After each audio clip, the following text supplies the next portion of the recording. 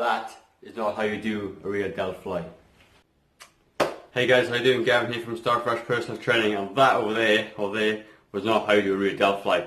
Now this is a question that came to me this week by one of my clients is, how do you do it properly? And what you got to understand is that the rear delt fly is actually such an important exercise in anyone's training. And if done right, you're going to hit a whole bunch of muscles in the back. This is my very average drawing, which I'll talk you through in a second. But the rear delt fly, if you don't know where the muscle is to start with, the rear delt is a very small muscle at the back of the shoulder. So it's just this muscle that kind of lies across there. So if you didn't know, the shoulder is broken down into three muscles. You got the posterior delt or the rear delt. You got the middle delt, and you got the front delt. And absolutely, they're all important to work out when you're in the gym. And the shoulder joint is quite a vulnerable joint. Okay, it's like a ball and socket, but it's more like a fist on a plate. Okay, so the muscles around there need to be strong for you to be able to have full function of your shoulders. And with regards to that as well, you've got the scapula as well, and the scapula is which isn't on this drawing, is obviously the big bony triangle bit on the back of your on your back there, and that also plays an important role. So with regards to your shoulder, okay, it lifts up front, side, back, but it also externally and internally rotates as well. Okay, so all those little muscles are all working together. It's really important that you do it right. Now, what I was doing just before then is what you see tons of people doing in the gym. They're trying to crank out the big heavy weights to create massive overload to grow the rear delts. And a lot of them is for aesthetic reasons, where they want to have bigger looking shoulders, and that's absolutely fine. But you got to go back to the function of your shoulder. Why is it you're doing these exercises in the first place? And let's face it, unless you're a bodybuilder, you don't really care about how big that tiny little muscle in the back of your shoulder looks. Okay, it's more about increasing your posture, getting your shoulders to be a lot stronger, to have more function and more flexibility in that joint. So with regards to the rear delt fly, which is the exercise I'm going to talk to you about in a minute and do a lot better form than that, you're going to have to give up the weight to actually activate that muscle properly.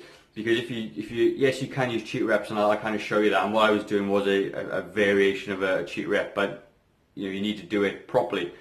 But when you do it right and you get the muscles to work properly, you get a whole lot more going on there. So you get to work these trapezius and rhomboid muscles just in the middle of the back, which is going to help with keeping your shoulders back and down, okay, and keeping the posture up, so to prevent this sort of rounding. You're going to obviously work the muscle, the rear delt that you're working, but also the rotator cuff muscle is deep underneath this layer of muscles, the supraspinatus muscles, infraspinatus muscles. And they're really important. And there's a tiny other little muscle called the teres minor, which kind of runs sort of back in there, which you can see there. The teres major goes over the top, and they also help with pulling down backwards or pulling the muscles and helping the lats work as well. So there's a whole lot going on with the rear delt fly than there is just trying to build up that tiny rear delt. So I'm going to take you over to the little gym there, and I'm going to show you a couple of versions of the rear delt fly and how you can make it work for yourself. And you're going to be surprised at the fact you have to lighten up the weight because it's important to do this properly. So the first version I'm going to show you guys is the seated rear delt raise. And what I like about this exercise, it gives you a bit of stability when you're sitting down. But there's a couple of ways you need to do it. First of all, you pick up the dumbbells, okay, and when you sit up nice and tall. Get your chest out and lean forward gently. Okay, so if you notice my back is nice and flat, and what you need to do is come up and squeeze your shoulder blades together. Okay, that's really important. We'll see some people do it and come in all hunched and they do it this way. This isn't going to get the same benefits as doing it the other way. Now, when you keep your back up, so your back straight, chest out, you get the support from the lower back, so that gets a bit of a workout at the same time. But also, when you keep the shoulders down back, you've got the ability to squeeze your shoulder blades together. Again, with the hands, what I want you to do is turn the hands out to the side. And the reason being, when you come up, you'll find that those muscles activate a bit more, because as we know already, is that the shoulder is responsible for external rotation. So if you turn the hands out and then fly, you get in those little rotator cuff muscles to work a little extra bit harder than if you go out straight, because there's nothing going on till you twist them, and then you'll feel the difference just by doing that, okay? So first, two things you need to worry about. Keep your chest up, lean forward, come to about 45 degrees, take your hands up to the side, come up, and when you come up, hold it for a second, and come back down. Up, hold it for a second, and come back down. And again, and that pause at the top is really important because you get that squeeze, you get the full activation of those shoulders and the your traps and middle back work at the same time, and you get a lot more out of it than if you're trying to sit there bent over just doing this flapping thing. Now when it comes regards to like a cheat rep, you can actually do a cheat rep, and they are beneficial simply because sometimes you can't lift too much of a heavy weight. So you use a bit of a cheat, a little bit of momentum to get the weights up, so that you can then lower them in a controlled manner, because as we know, the eccentric portion, the lowering portion of any exercise is where we're most strongest. So if you want to tap into that, come up this way, take it up with your body if you need to, hold it, so this way, and then slowly come down. So using your body meant to come back up, and then you let the muscles come back down. So up, hold, and then come back down. And you'll actually be able to lift a little bit heavier than you normally would, and you're not gonna compromise your form and get injured. Because if you're doing what I did at the beginning, you're gonna get injured. There's no doubt about it. Now, the next exercise I'm gonna give you is some resistance bands, and you could do it with a cable at the same time. And actually, the resistance bands version I prefer a little bit more. And then I'll show you the standard version of dumbbells as well. And you can play around with it. They all work the same amount of muscles, and I'll give you my reasons why I like them in set. So if you're going to use the resistance band, okay, exactly the same kind of thing, but obviously you're standing up now. The idea of it is if you keep your chest up nice and tall, move this out of the way just a little bit. So I've got the resistance band wrapped around my power rack, okay. But if you've got some cables or a band, doesn't really matter how you do it. What's the important thing is how you do it. All right. So hold up there. So obviously, same thing again as if you were sitting down, okay. And as you know, as soon as your arms come behind your body, okay, those muscles are going to start to activate. Now with the resistance band, if you turn them out that way, they become little handles, okay. You grip them like that, okay. So then, as you do with the dumbbells, you're going to take and rotate that shoulder at the same time. So they come out this way. As you come out, the thumbs come to the back of the room. Squeeze your shoulder blades together and come back down. Squeeze, come back down. Keep that chest up nice and tall, and do the same thing. What you don't want to do is round your back and try and do it that way. Or if this gets too heavy, you start bouncing around. Okay.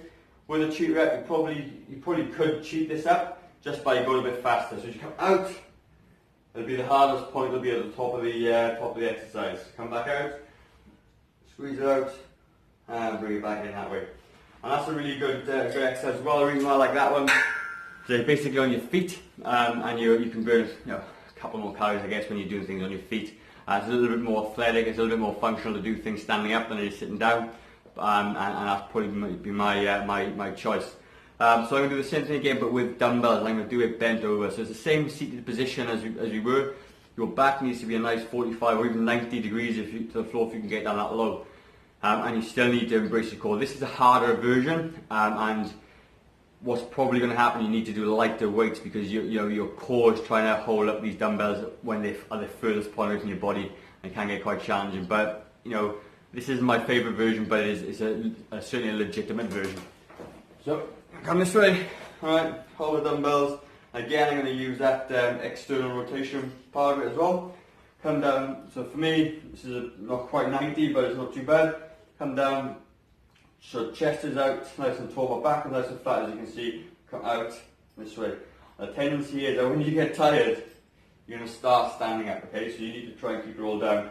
You're going to find your hamstrings and glutes are going to start to burn, your lower back's going to burn, and to try and get this good form, and the shoulders work at the same time. It's actually quite a challenging exercise, but again, very legitimate. And again, with a cheat rep, you can do these cheat reps. You can come up, come back down. Need a little bit of body movement, and as long as you control the downward portion and your form is in check, you'll be pretty much good to go. So that's how you do the rear delt fly. A really, really good exercise.